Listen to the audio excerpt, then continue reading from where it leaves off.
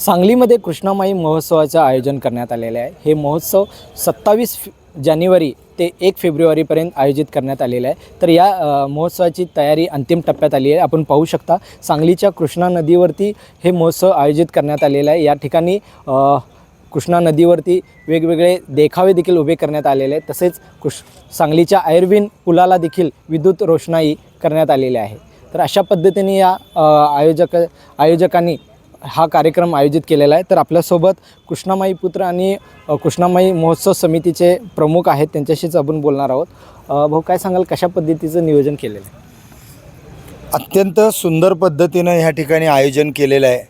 खरं तर सांगलीतील तमाम नागरिकांच्या मनातलं आणि अस्मितेतला हा विषय आहे, कारण कृष्णामाई ही आपली जीवन जलवाहिनी आहे आणि त्याच्यामुळंच या ठिकाणी असलेलं सगळ्यांचं जीवनचक्र चालतं आहे आणि त्या उद्देशानं आपण या ठिकाणी कृष्णामाई आयोजन केलेलं आहे।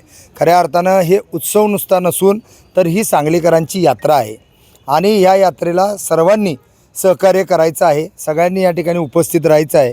या ठिकाणी आपण अध्यात्म, संस्कृती आणि इतिहास ह्या तिन्ही गोष्टींचा त्रिवेणी संगम दाखवण्याचा प्रयत्न केलेला आहे।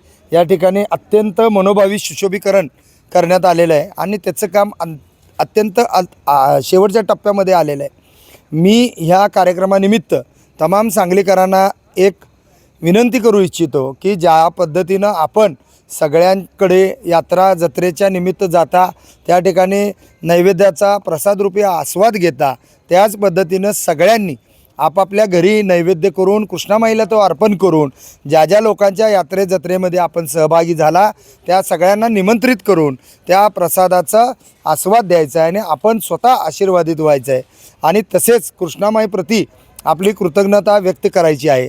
कृष्णामाईला खणनाळाची ओटी भरून या ठिकाणी होणाऱ्या जी कृष्णामाईची व गंगामाईची महाआरती आहे त्याचाही या ठिकाणी आपण लाभ घ्यायचा आहे। आपली संस्कृती जोपासायची आहे, आपल्या पुढच्या पिढीला आपलं नदीप्रती असलेलं प्रेम, आपल्या कृष्णामाईप्रती असलेलं प्रेम हे दाखवायची वर्षातून एकदा येणारी ही संधी आहे आणि या कृष्णामाईमुळेच आपला उद्योग, व्यवसाय, जीवनचक्र सगळंही चालतं आणि त्याचे आभार मानण्याची ही एक संधी अशी समजून प्रत्येकाने या ठिकाणी यायचं हे मी विनंती करतो। गेल्या 15 दिवसापासून तुम्ही स्वच्छता वगैरे राबवत आहे, काय सांगाल? खऱ्या अर्थानं उत्सव आला, तिची जयंत तयारी आली, परंतु त्यामध्ये चला जाणू या नदीला म्हणजेच आपल्या कृष्णामाईचं संवर्धन हे झालं पाहिजे, हे शासन उपक्रम आहे आणि त्याला अनुसरून आपण आपल्या नदीला म्हणजेच आपल्या कृष्णामाईला पूजनीय मानतो, परंतु तिची स्वच्छता निगाही राखली पाहिजे। म्हणून गेली तब्बल 15 दिवस या ठिकाणी आपण स्वच्छता मोहीम राबवली।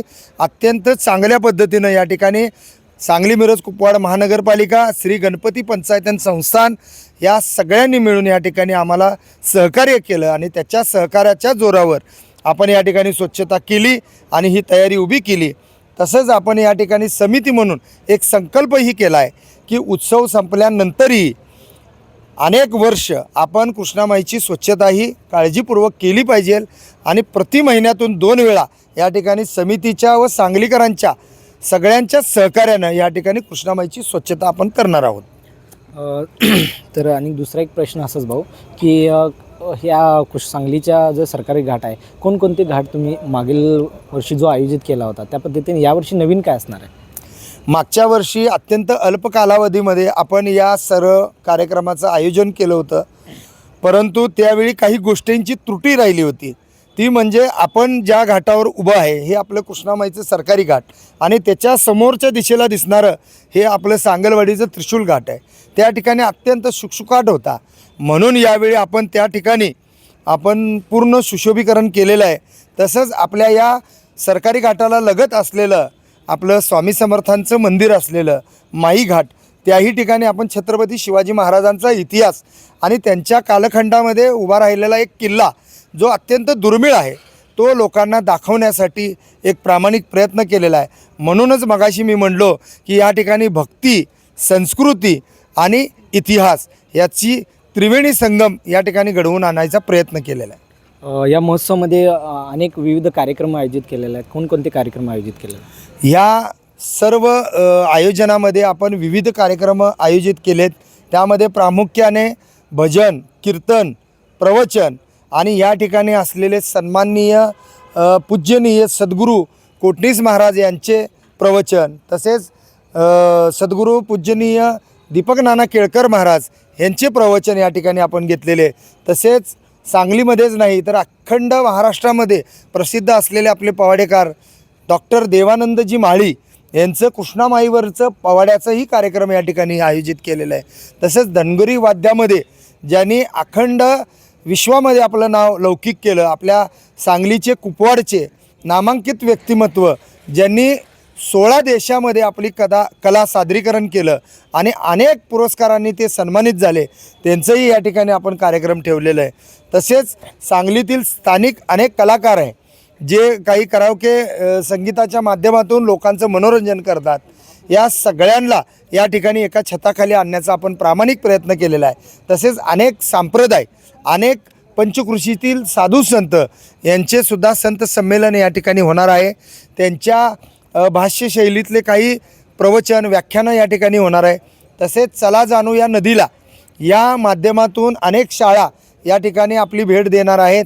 अनेक निबंध स्पर्धा, चित्रकला स्पर्धा, जलतरंगपट्टू त्यांच्या स्पर्धा, काही होड्यांच्या स्पर्धा या ठिकाणी आपण आयोजित केलेल्या आहेत. तसेच नदी संवर्धनावर व्याख्यान, नदीला कसं प्रदूषणमुक्त करता येईल याच्यावर व्याख्यान. तसेच जलतत्व हे आपल्या जीवनातलं सगळ्यात महत्त्वाचं तत्त्व आहे आणि त्या जलतत्वावर एक व्याख्यान. असे अनेक कार्यक्रमांनी नटलेला हा सोहळा आहे. सांगलीकरांनी याचा आनंद घ्यायचा आहे. आपली संस्कृती, आपली अध्यात्म आणि आपला इतिहास जोपासायचा आहे. या आपल्या माध्यमातून मी सर्वांना विनंती करू इच्छितो, कार्यक्रम खूप मोठा आहे, त्याला होणारा खर्चही मोठा आहे आणि हा सगळा खर्च आपण लोकवर्गणीतून करतो आहे. काही शासकीय संस्थांनी या ठिकाणी मदत करण्याचं आश्वासन दिलेलं आहे, परंतु अद्याप त्यांच्याकडून मदत मिळालेली नाही आहे. पण जे काही आपण या ठिकाणी वैभव उभं केलं आहे ते सगळं लोकवर्गणीतून आहे. तरी मी सर्वांना विनंती करतो की आपलं जीवनचक्र चालवणारी ही आपली कृष्णामाई, त्याच्यासाठी आपण श्रमदान करू शकता, अन्नदान करू शकता, धनदान करू शकता. म्हणजेच तुम्ही कोणत्याही माध्यमातून या उत्सवाचा एक भाग होऊ शकता. आणि जर हे काही तुम्हाला जमलं नाही तर सहकुटुंब या ठिकाणी उपस्थित राहून या कार्यक्रमाचा आनंद घेऊन तुम्ही या कार्यक्रमाचा भाग होऊ शकता.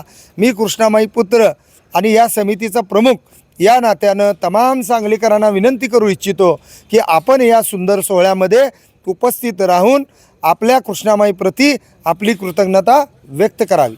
धन्यवाद. तर हे होते महेंद्रभाऊ चंडाळे यांनी कृष्णामाई महोत्सव समितीचे प्रमुख म्हणून हे कार्यक्रम आयोजित करण्यात आला आहे. तरी सर्व सांगलीकरांनी या कार्यक्रमाचा लाभ घ्यावा आणि या कार्यक्रमामध्ये आपली उपस्थिती दर्शवावी अशी विनंती त्यांनी केलेली आहे.